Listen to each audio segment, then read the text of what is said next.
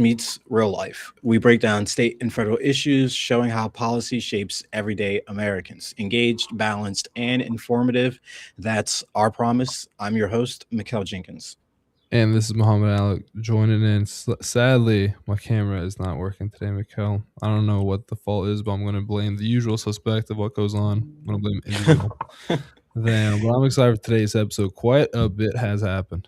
Yeah, quite a bit has happened, and we do hope our listeners had an enjoyable listen to our last episode with Tom and Joseph of America's Main Street Party, who actually works in hand with our previous guest, Digital Democracy Project, as well. So they work hand in hand, some very good projects that they are both doing to add to fuller transparency for voters and holding elected officials accountable on how they vote and if that vote is of value to the constituents within that district. But however, we do have a lot for you all today, starting with the global side of things and then rounding off with the domestic and political side of things.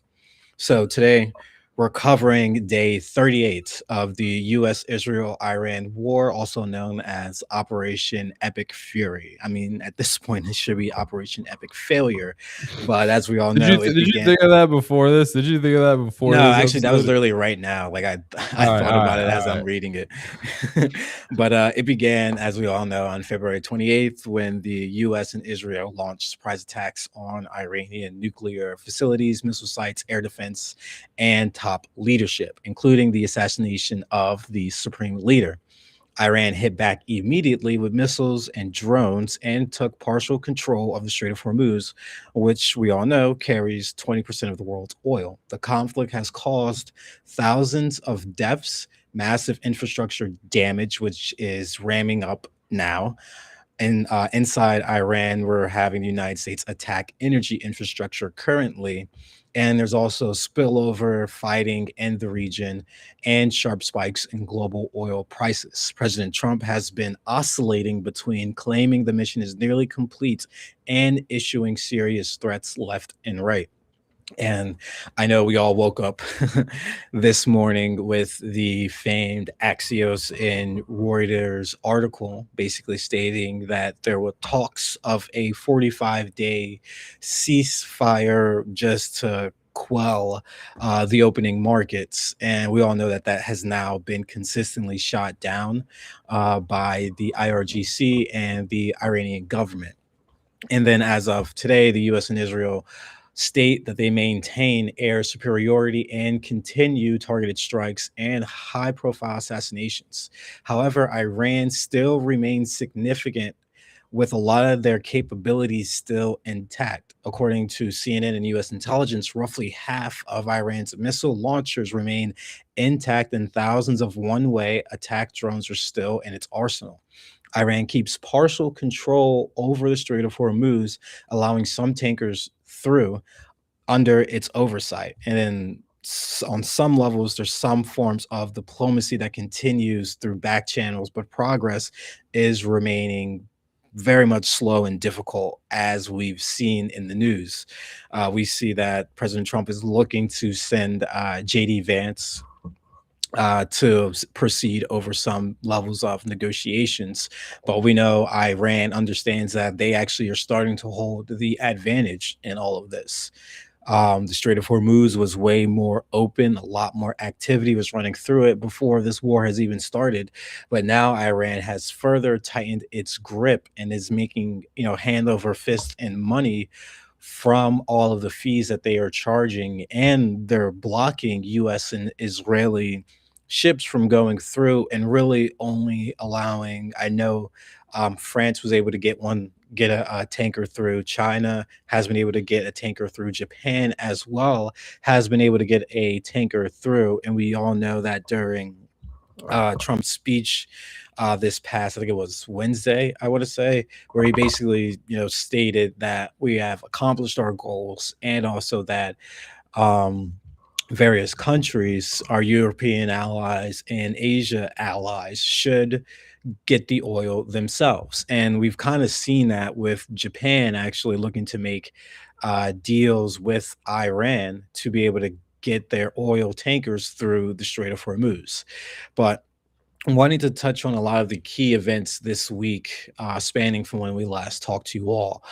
We all know on April 1st, where I was just talking about that Wednesday, Trump delivered a primetime address claiming that the core objectives were nearly met. And as I've talked earlier, he stated Iran, excuse me, was basically dwindled down to nothing air defense wise, as well as, excuse me, as well as militarily and with their missiles. But as intelligence is reporting, there's about 50% of their missiles still at capable usage. So we're being lied to on exactly the damage that we're doing in Iran and how much we're actually diluting their capabilities to launch missiles, fighters, and things of that nature. April 2nd brought the escalated rhetoric from Trump and strikes that collapsed a major bridge near Tehran during a holiday, resulting in civilian casualties. Israel announced it had killed several Iranian missile commanders. On April 3rd, Iran shot down. This is actually the first time this has been shot down, a U.S. F-15E Strike Eagle over southeast Iran near Isfahan. The pilot was rescued quickly, but the weapon system officer evaded capture for about 24 to 48 hours.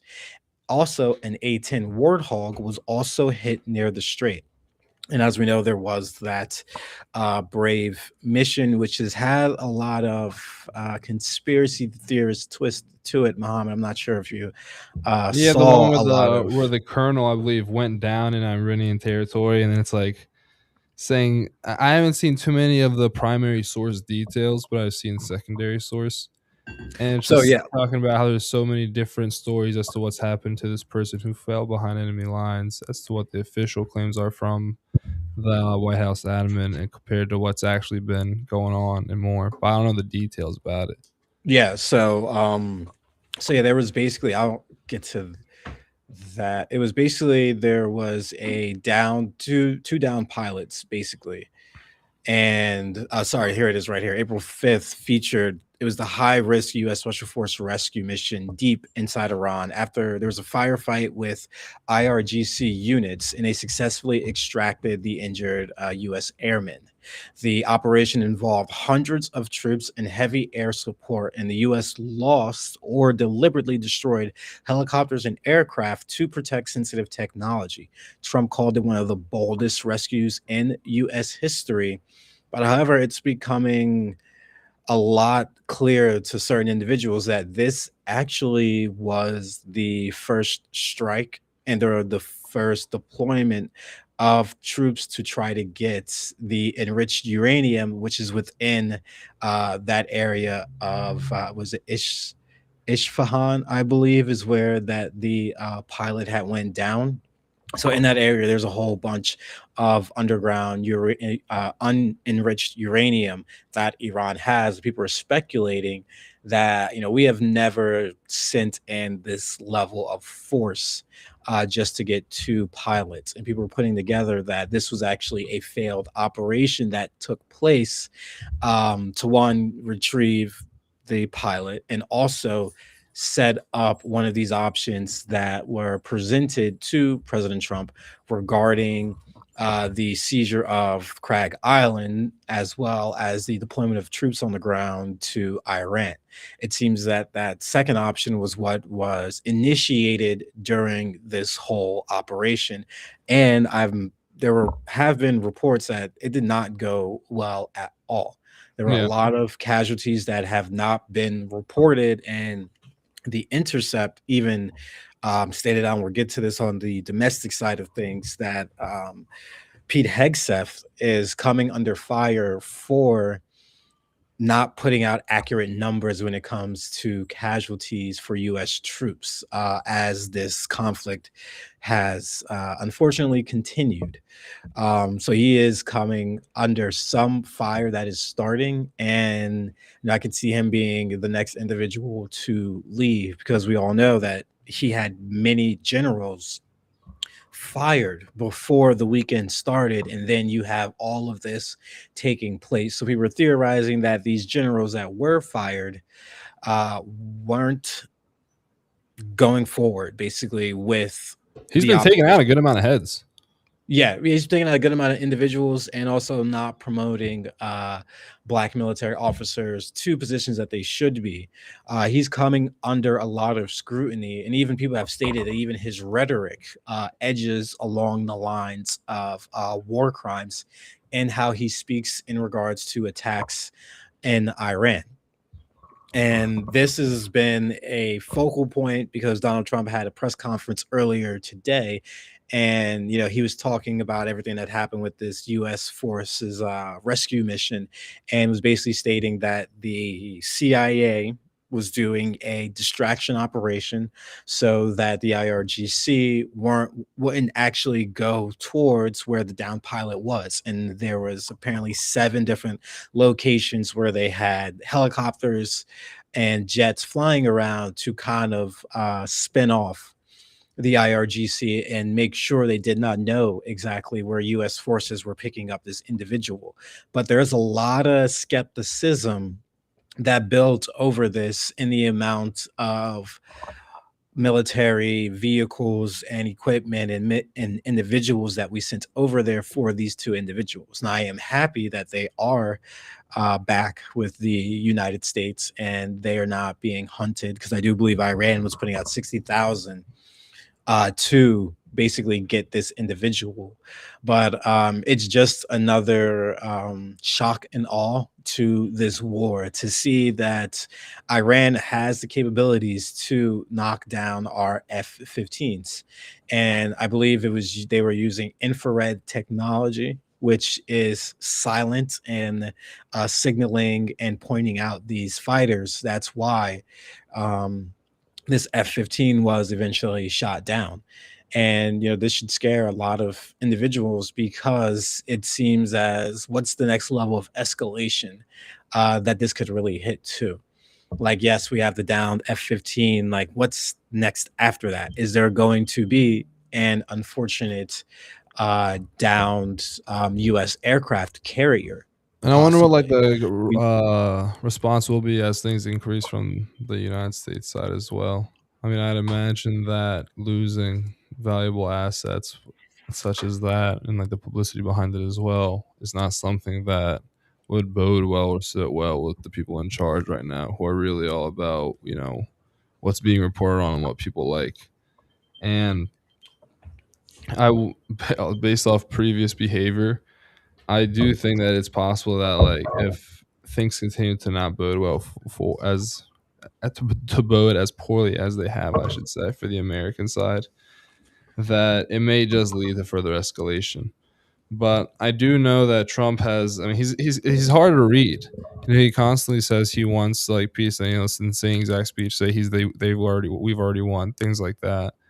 So it's difficult to really ascertain the situation when the president's such an unreliable uh, person in the situation, you know?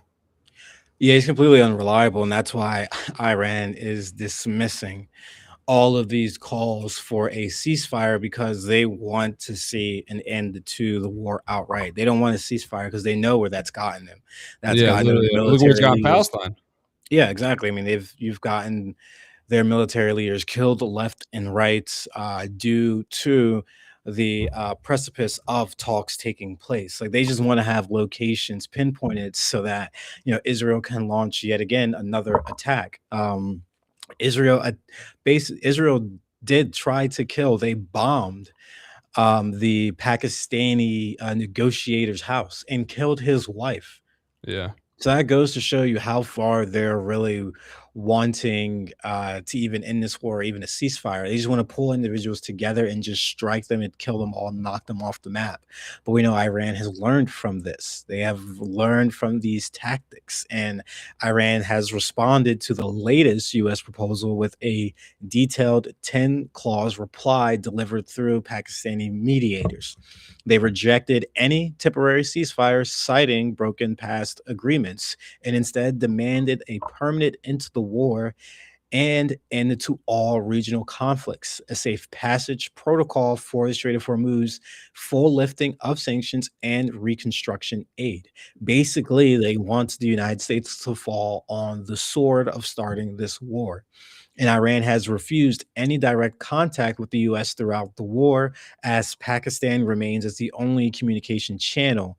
And I do know that China is starting to prop up as another mediator within these negotiations. And in response to Trump's threats, Iran officials are now warning they could disrupt the Bab al Mandeb Strait in the Red Sea, which controls 10% of oil that comes out of that region. So if we have basically 30% of the world's oil locked down, US tankers, Israeli tankers not flowing through. And it was also mentioned, I did some research, that actually the last foreign shipments of oil are supposed to get to the United States by April 15th or 16th. So by mid-April, we'll basically be taking in the last planned shipment of foreign oil. So when we, have other shipments coming in outside of after April, the prices are going to be way much more higher than they have been from those shipments that we've been getting pre mid-April. So you're going to see a lot at the pump. I mean, I was seeing earlier today, California, you're seeing like $5, $6 for gas, and um, Ohio and a lot of those other states, you're seeing It's steady, like, 430. right at 4 here in Baltimore. Yeah, we're at 419, 409 in New Jersey, and with the Brent crude oil just consistently skyrocketing. I think it's was trading around 110 to 120 over this not over the weekend, on like Sunday. 113.9 at the moment. Yeah, 113.9 at the moment. It did dive down a little bit after this Axios and Reuters, sorry, um, article came out about there being a potential ceasefire.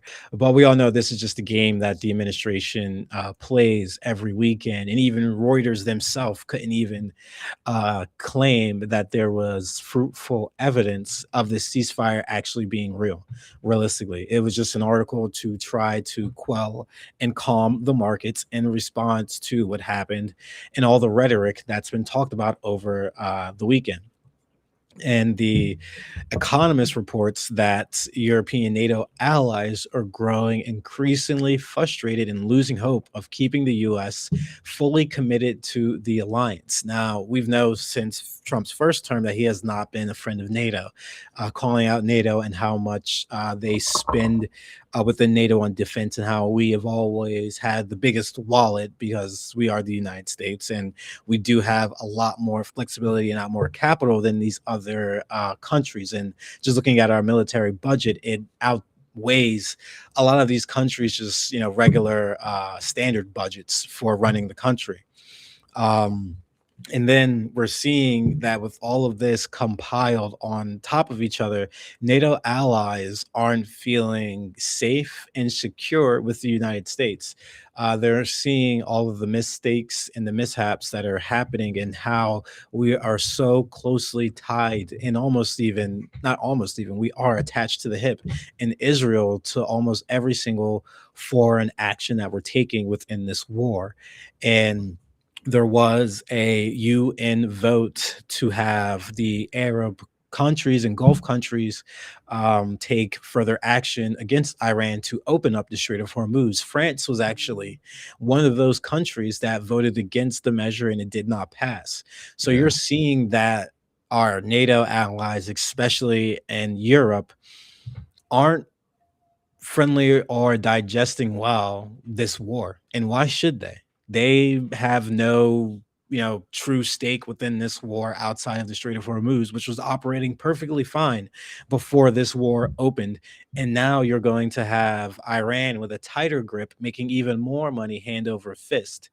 And you're seeing the fumbles left and right from the administration. I mean, Mohammed, I remember we talked about this when everything was just starting, that the president, he provided weapons and arms to the Kurds. And we Yeah. now know, and he even stated this, that the Kurds aren't giving back the weapons. They're Yeah. not going to go in Which makes Iran me and laugh, yeah, like it's ridiculous. It's he literally like, stated almost it. like a sitcom situation, honestly.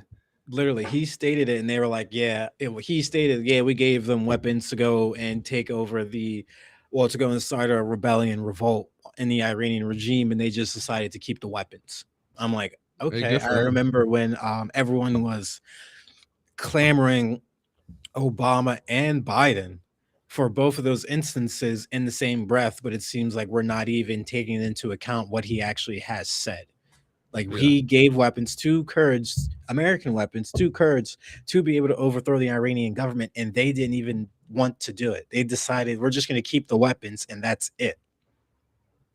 So we're seeing here we have so many fumbles left and right, and the situation is not getting any better.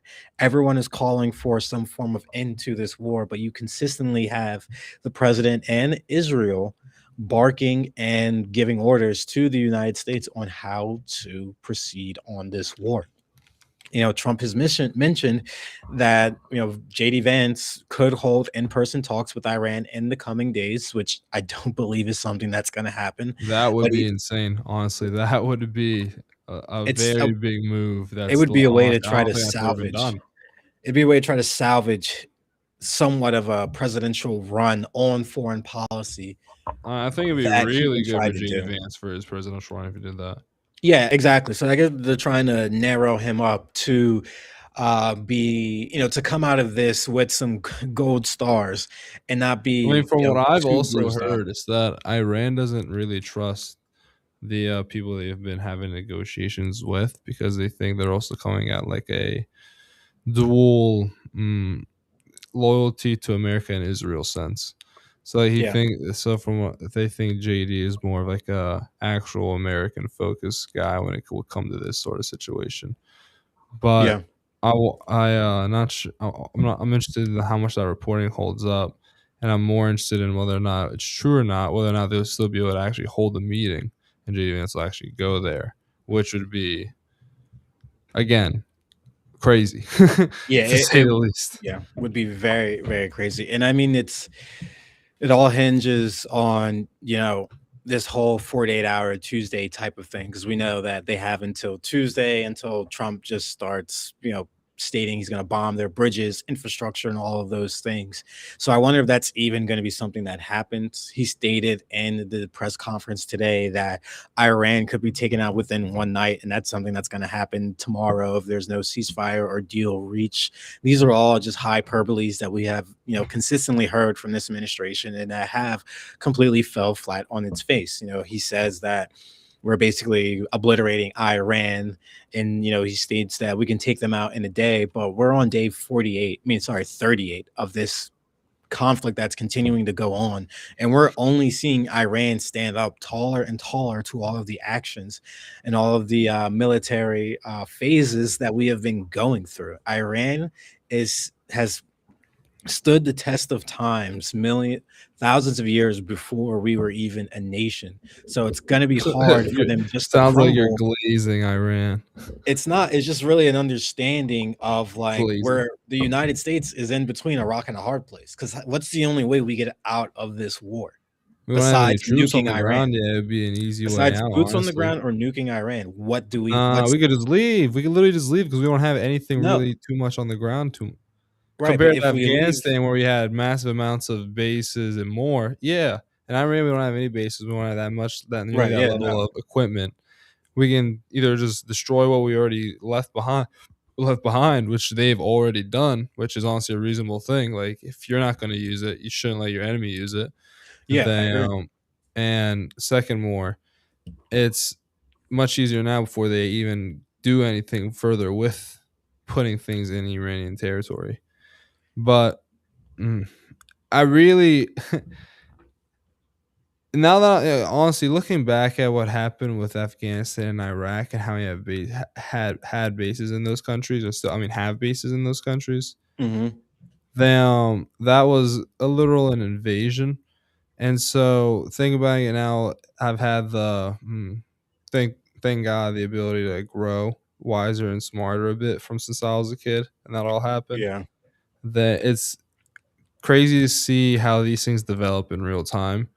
Like this could very well be what like leads into us invading another country again. Oh, 100%. And I mean, I keep bringing it up. I keep bringing it up, but that QAnon 4chan theory thing is has a lot of checks to it at the moment. It's got a lot of unfortunate, scary Your checks, favorite I theory? will say. I know it's honestly no, it's not my favorite. It's my most scary theory, honestly, because Yeah, when you get deep into it, it gets very, very, very yeah.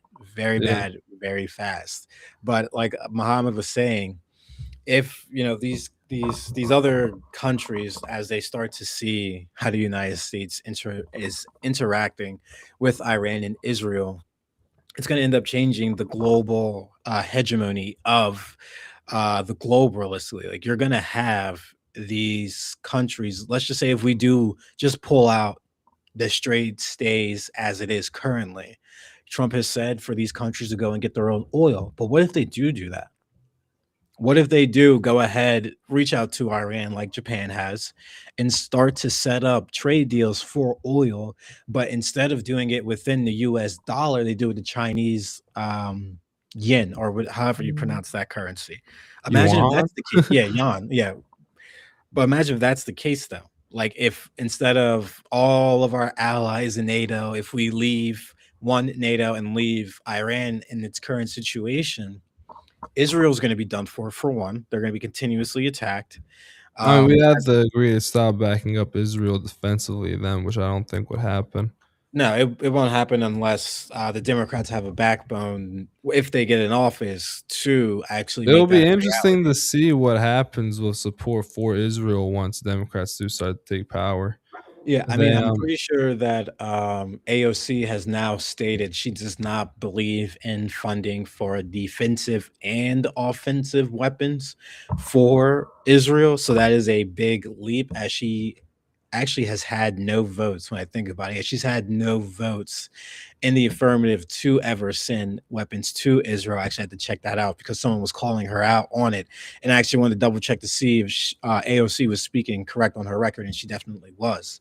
But yeah, you're going to see a lot of our allied countries start making deals with Iran if the Strait of Hormuz situation doesn't get any better, because you're not going to see them wanting to curtail and cozy up to the United States, because we dropped all of our allies at a dime to go and help Israel. You know, he's already talking bad about South Korea. He's talking about how North Korea talks good about, you know, Trump himself, and talks about how Kim Jong Un talked bad about President Biden and all these things. And it just shows you really what Trump's thinking is. Like, he's said it time and time again. He only likes individuals that like him. He doesn't like individuals that aren't fond of him or things of that nature. When you get to that level of the presidency, you have to be around individuals that may not agree with you and or that do always agree with you. It's that balance that makes a great president, honestly. And as we've seen, he has a lot of yes men, and you know, he's had very little great policy that's put forward ever since his 100 days has been over. Ever yeah, since that honeymoon honestly, period, this there's been first was nothing. been a year and 3 months now at this point, actually, almost on the spot. Damn, Yeah, it's been exactly. pretty not glamorous, honestly. I'll say unglamorous, but I don't think that's a word. In terms of what the policy has been, how things have been looking under the second Trump admin, and just in general, the country's stability and health. Not Yeah. that's why so many people, even Rasmussen, has him consistently down 5% or more when it comes to the approval difference. That's Yeah, I wouldn't doubt that, bad. honestly. I wouldn't doubt that at all. And even with, like, as I was talking about Iran, you know, making out a lot better with making money hand over fist with this closure, there's a notable shift within the oil market. Iranian light crude is now trading at a $1 premium over Brent, the first time since May of 2022. This is a sharp reversal from the $10 discount it had earlier this year. This change followed the US temporarily waiving some sanctions on March 20th. Iran is the only major Gulf producer still able to export through the Strait of Hormuz, while Saudi Arabia, Kuwait, and others remain effectively blocked. Makes sense. Buyers are paying more for any barrels that can still move, meaning Iran is actually benefiting from the disruptions. They're making hand over fist from all of this that's going on. While us in America, we're seeing skyrocketed prices on basically everything, and most importantly, gas. And sadly, we have Israel Prime Minister Netanyahu, of course, urging Trump during a Sunday phone call not to pursue any ceasefire with Iran. Israel had already worked to kill the accord before Iran formally rejected it. And this makes Trump's comments today that Iran's response was not good enough appear more like a pre-decided position than a direct reaction to Iran's reply. I mean, I don't think he was ever planning on like actually getting peace unless it was very extremely unrealistic standards for the United States. Yeah, 100% Yeah. unrealistic standards that they want for Iran. I mean, it just doesn't make sense in what we're really trying to do when you look at it from a voter standpoint. But as you start looking at all the shifts that has happened, we just want to do whatever's in the best case for Israel. We don't want to do what's in the best case of the United States. If it's worse for us but better for them, from what this administration has done, we will pursue it and we will do it. Unfortunately, it's just something that a lot of MAGA is fully either waking up to or in denial of, because a lot of these promises that were stated in his campaign we're not seeing. As we stated about daycare and all of those social services that are looking to be cut in his grand $1.5 trillion proposal for defense funding, which we'll get into. It just shows that literally the constituent and the voter is the last person on this administration's mind, and it's their lobbyists, their backers, the one percenters in Israel that is at the top of their minds, realistically.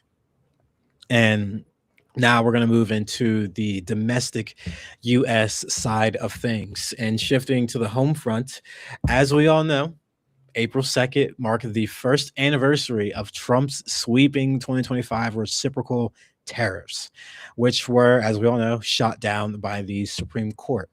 The White House celebrated economic independence, but as we all know, critics highlight the damage in manufacturing loss of roughly 77,000 jobs last year, with I mean, broader blue collar. Mhm. Jerome Powell just said the other day there's effectively no private job Yeah, market creation going on. yep, no private job market creation, and then with broader blue collar losses exceeding 189,000. And then on that note, with Jerome Powell, someone was breaking down the numbers, and when you look at it, it's actually individuals from the from the healthcare space and industry that have actually left work for protests and things of that nature and came back to work, is why there were some jobs added. It wasn't even new jobs, it was people just going back to their jobs they previously held.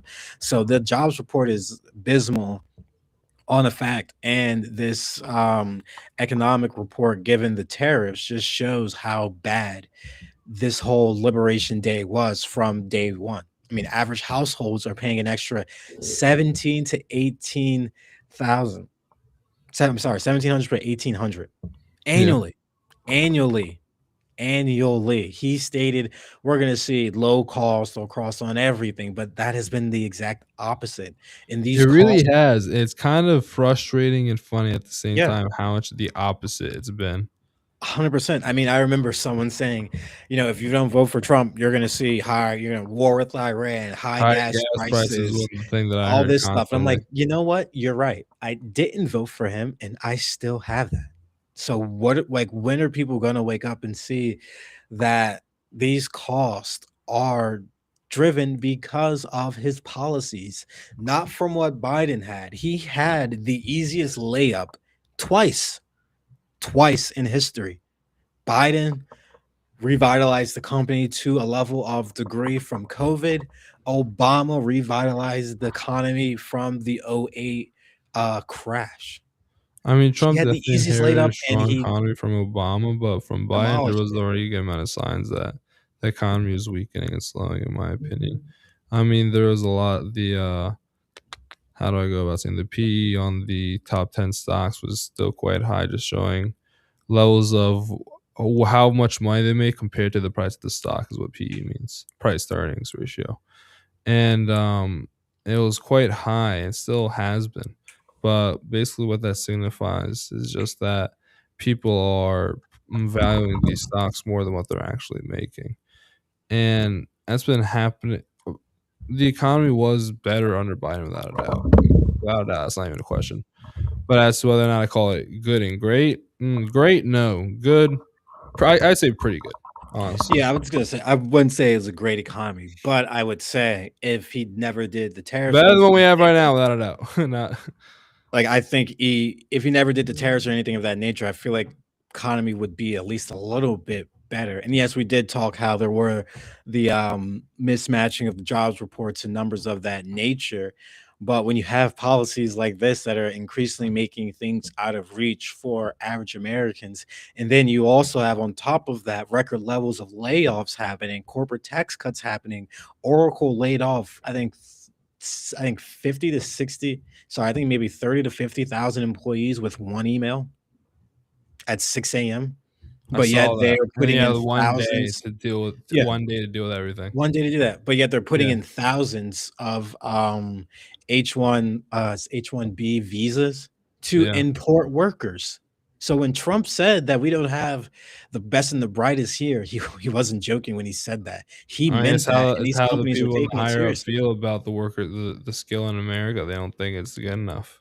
Exactly. They don't think it's good enough, which is a shame because we are falling behind on the educational front, and this administration is doing everything less than continue and pursue that from the level of cuts that they are proposing with this 1.5 trillion budget, as well as them wanting to dwindle down the Department of Education. And then within that same day of April 2nd, the anniversary of the Liberation Day, that same day, Trump fired Attorney General Pam Bondi, which we have talked about on this podcast, was something that was bound to happen. If you check back on our episodes, we're basically two for two.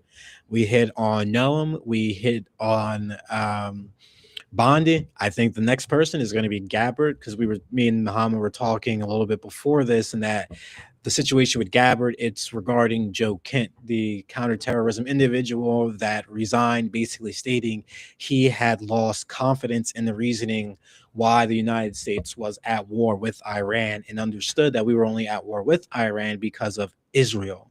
I truly believe she is going to be, and she, as in Gabbard, will be the next individual to leave with Hegseth on the hot seat. I think Patel 100%. and Hegseth are also like two Ah, possible yeah, I forgot candidates about for being Patel next. too. Yeah, Yeah, I think he's they gonna could go. be. It's like one amongst the. I think it's gonna be one of those three, but I hope Hesketh goes just because he's actually got an important job. Don't get me wrong; they all have important jobs, Yeah, I mean, but they his all is do have very, very very important jobs. important. Yeah, and and I hate when he speaks because he speaks like a frat boy trying I to make know. rhymes that just sound very cool and smart. Like I know there's this one video of this one general. I think it was during Obama's era, who's like, he gives a long speech or whatever, and it's like at the end of it, it's like if you want war with the United States, I can assure you that someone else will be raising your sons and daughters. Like Yeah, that at the end of the quote, that's all you need. Like yeah. like Hexef just tries to rhyme and make things sound cool on every single in sentence that he Man, speaks to, you and remember he's that yeah. one meeting, like all general meeting, where he was Oh like trying to gosh, get them all hype, like not get them all hype, but like basically holding like a TED talk of his own style, and then like none of the, and then like at the end he like, this made me laugh so much. At the end he like gave one of those moments where like you finish a speech and you give the audience like a moment to clap. yeah, Nobody, like one nobody person clapped. clapped. I think literally like one person clapped. I don't know if it was on purpose or if he just actually really liked Pete Hesketh, but And yeah. it it was just so funny, and I wonder how much he when you have such a high ranking and important job, I wonder how much that need for attention really does it value that, mm, give you more of a powerful feeling than the literal authority that you have? Like, Mhm. why do you need to go further and have to claim all this attention to yourself? Right. That's the one Right. thing I never understood about these politicians who like to be in the limelight. Like, if Yeah. I like to be in the dark, you know what I mean? No one needs to know what I'm doing. Yeah, 100%. I'm right there. I'm right there with you in that regard. Yeah, And like, dude, just he shut up, do the job, and enjoy what you got. yeah, exactly. Exactly. And he's coming under significant pressure and could be facing firing. A new Intercept report, which I was speaking to a little bit earlier in the episode, alleges a casualty cover up because they love our troops so much, as they state, Yeah, claiming the Pentagon under Hegseth and the White House is underreporting U.S. troop losses in the Middle East. The report estimates nearly, wait for this, 750 U.S. troops killed or wounded since October 2023, with hundreds linked to the current Iran conflict, far higher than official figures, which they're putting at 13. And it's even more disgusting that during that speech on Wednesday, and Hegseth has repeated this previously before, that the families of these 13 individuals of these 13 U.S. service members that have lost their lives, that their families have stated that they want them to continue on to finish this fight. We know when Hegseth said this, that was uncorroborated and completely false. One of the fathers actually spoke out about this, but that won't stop Donald Trump from speaking to it, to a camera, to the American people, trying to rile them up and push support for this war. And you have him stating, open up the fucking straight or whatever, and mentioning Allah at the end of his tweet that on made me Easter. laugh so On much. I was like, Easter, "Where he is does this this. coming from? What is going on in this man's mind?" And mind you, Praise be to everything Allah. was fine. Alhamdulillah. Everything was fine before the war started. The strait was running fine. We were getting oil, boom, boom, boom. Everything was running fine. And now we find ourselves in a very much rock and a hard place in our chainsaw in our hand, trying to figure out which limb do we have to cut so that we can get out of here. It's basically our situation that we're in. It's like that 72 hours movie, basically, with the guy stuck in the rock. It's basically where we're at. Trying to figure Yeah, out what part of us are we going to cut off so that we can walk away from this with at least our head held high and our reputation at least to a standard to where our allies will come back to us and NATO will be more accepting of us and actually start sharing information, because we know Russia supplied Iran with about 55 infrastructure targets within Israel. So we're seeing that our adversaries are working hard together while we're working hard at fighting with our own allies. And we're seeing the debacles left and right from this administration, specifically on this war. And it just blows my mind that this is really where we're at. yeah. Uh, 12,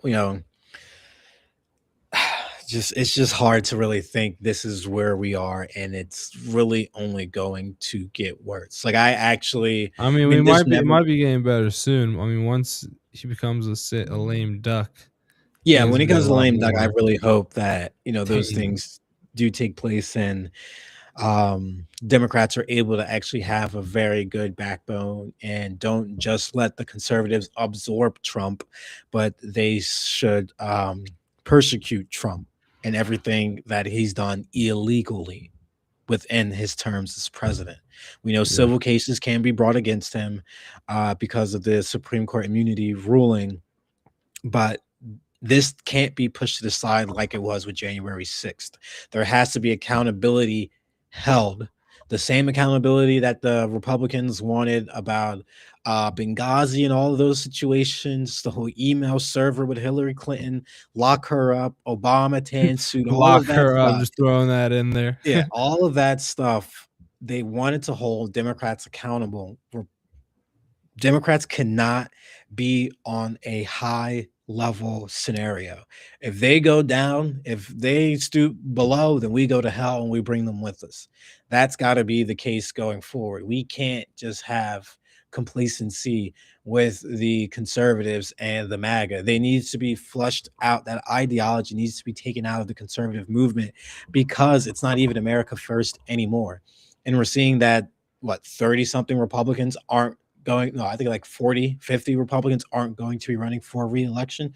Democrats are winning 30-0 on the races that have been currently taking place even before the midterms are fully hot in November.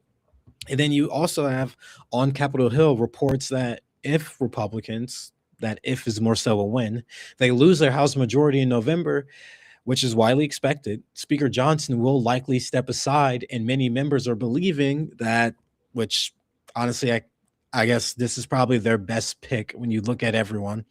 House Judiciary Chair Jim Jordan is already laying the groundwork to take his place by broadening his own support and showing more pragmatic moves. And we all know he was a Trumper for life. I'm sure if you looked at his Pretty sure chest, he he might have a was face tattoo of Trump, as much as he has been so by Trump. um, crusading for Trump and all of his policies and so forth. And actually, I've only had one instance where I've seen Jim Jordan. Um, through my job, I was able to go to DC, meet with the New Jersey congressional delegation, and I actually saw him. We're actually almost the same height as he's a wrestler and so forth. So that was my first time actually seeing him. But yes, he is gearing up to be the Speaker of the House if it is lost in November. But we all know the Republicans are going to have to vote on this as the leadership votes have gone, because we know that Thune took, I think, what I think it was Thune or McCarthy took the longest amount of tries to get confirmed for leadership. So we'll see how that's all going to go. It's going to be fun when we get down towards that branch, because they're going to be in a minority then. So they're going to have their tails in between their legs, and they're going to have to reap all of the punishment of them being so closely tied to Trump and letting Trump just walk all over the Constitution and precedents left and right. And we also have, unfortunately, the White House releasing its fiscal year 2027 budget blueprint, requesting a record of 1.5 trillion for the Pentagon, a 40 to 44% increase. They will find all the money for war, but they will cut your essential services. To fund this new Trump class battleships, is what he's speaking, expanded missile defense and accelerated munition production, and 5% pay raises for troops. To offset this, the plan proposes 73 billion in cuts, a 10% reduction to Yeah, non-defense and discretionary programs. I saw like like a graphic and framework of the bill of the Yeah, I want to try to pull idea, up. Yeah, and it was it's insane. absolutely insane the amount that they are looking to even try to, because mind you, this is all a proposal. No matter what, this is all a proposal, and Congress will have its say when it looks at the bill. This is just a wish list that the administration wants. But think about that, though. This is a wish list that they want, that they wish that they could see. They want to have these cuts in these areas. EPA slashed by 25%, which would severely weakening environmental enforcement, pollution control, clean energy projects, and climate programs. Department of Education facing deep cuts and a path toward elimination, reducing K through 12 grants, higher education funding, and Head Start, shifting more responsibility to states and families, but potentially hurting access for low income and special needs students. Health and Human Services cut 12.5%, 15.8 billion, including a 5 billion cut to NIH, hampering medical research, disease prevention, and public health efforts. So God forbid, I hope we don't have another pandemic of that nature that takes place. He cut the LIHEAP program for individuals who have trouble paying their heating and electric bills. I know when I worked in the Pennsylvania State House, that was a crucial program for a lot of individuals to make ends meet and to be able to have heat within their house. And all of these programs he's looking to cut. I mean, I could go on and on and on on all the cuts that this budget is proposing, and the fact that we'll see if these Republicans have the backbone to stand up against it, which I really hope so. But it's just damning, sobering, and just hurtful, really, to see that all the economic numbers out there, all the indicators out there, and they just want to have massive cuts to continue to fuel this war outright. I mean, it's Yeah, it's as best it astronomical how said, much will they're willing to throw at this. I just Anytime exactly it's war. like you don't like. I think even Bush at points was like, "Hold on, wait a second. We need to get the American people on board for some of these things." Like they're not even doing that. Like it's not even like people are thinking, "What the hell is going on with this administration, and why are they pushing so hard on this?" Given that in the first time ever, Trump is polling negatively with white voters. That's how Which is bad it's crazy. gotten. That is really how bad it's gotten. His core base is leaving him. And then on top of everything, all of this happening, you have the partial government shutdown focused on DHS funding. It's now in its 45 days and remains in deadlock. The House passed the bill with strong border deportation provisions at Trump's requested levels, but the Senate is stalled. Officials are citing potential Iranian proxy threats to push for faster funding for TSA, FEMA, and CBP, but war supplemental talks are also stalled over cost, raising the risk of a broader shutdown. And in Trump's defense proposal, he's calling for the privatization of TSA, which was explicitly written in Project 2025. So realistically, if you want to know what's going to be happening, throughout the rest of his presidency, just keep looking at that document. It's pretty much a blueprint, even though he said he had nothing to do with it. It's pretty much spoken to a lot of the initiatives and policies that he has pretty much run with. And it's been completely detrimental to his polling numbers and his issue numbers. I mean, everywhere across the board on every major issue, he is down on, and he's going to feel it in November when the Democrats are in power and possibly of the House and even the Senate, and he can't do anything. And then once he's done his presidency, they will prosecute him until day's end, which they have every right to, and they should because of the levels of damage that he has predicated to the United States.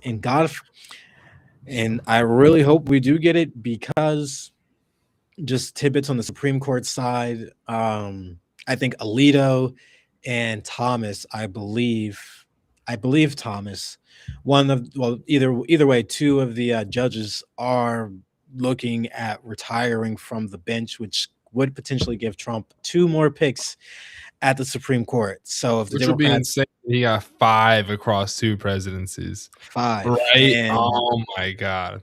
Like, what and are the we, odds?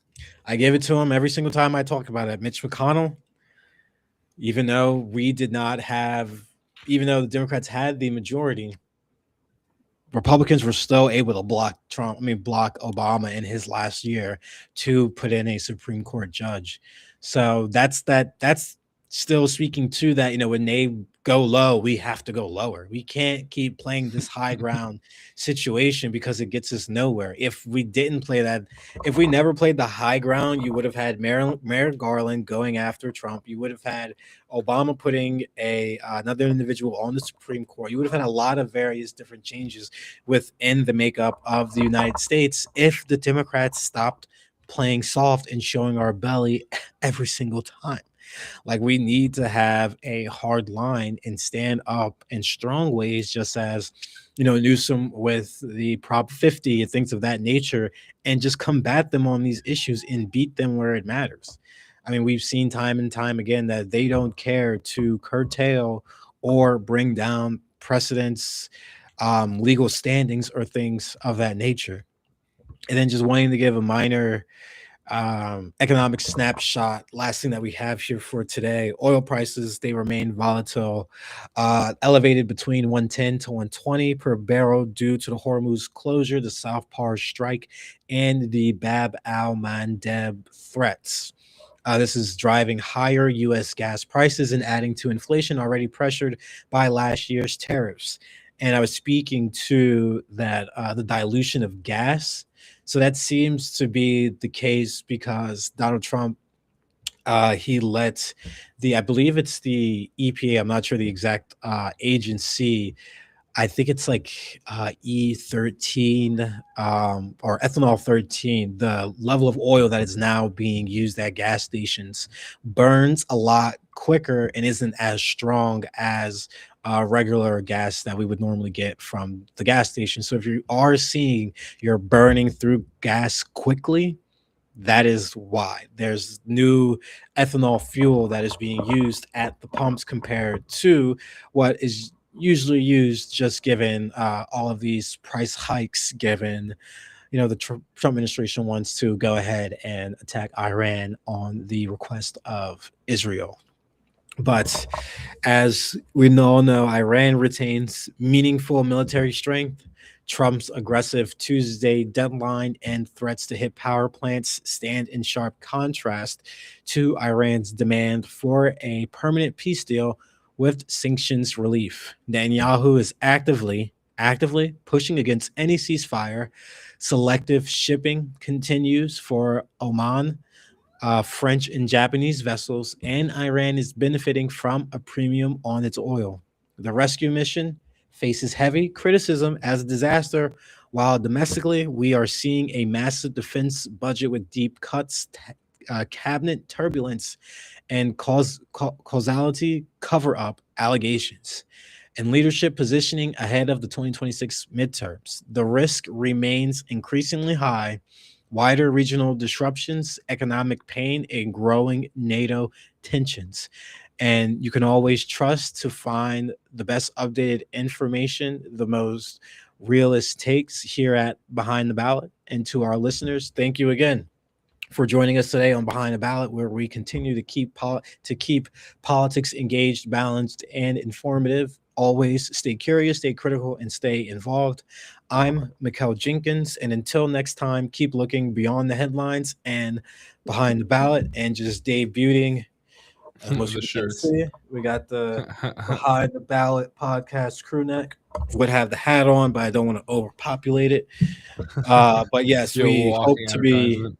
Yeah, I mean, we hope to have a store soon. I know I said that before when we went on our winter break, but we are going to be pursuing that, and hopefully, people like our gear that we have and continue to just support the podcast, because we have actually surpassed 1,000 downloads, Muhammad.